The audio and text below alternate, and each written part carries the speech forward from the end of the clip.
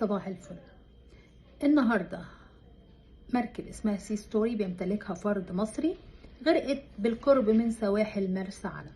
كانت تضم حوالي 45 سائح من جنسيات مختلفة: مصرية، بلجيكية، صينية، ألمانية وأمريكية.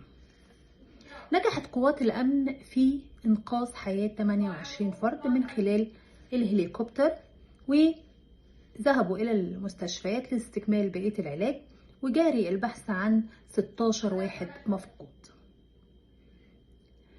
أيضا حتى الآن لم يتم الإعلان عن السبب الرئيسي في غرق المركب، ولكن كانت هيئة الأرصاد الجوية خلال الفترة اللي فاتت تحديدا يوم السبت نبهت بعدم خروج أي رحلات بحرية يوم الأحد والاثنين نظرا لسوء الأحوال الجوية. ومع ذلك المركب اللي اسمها سي ستوري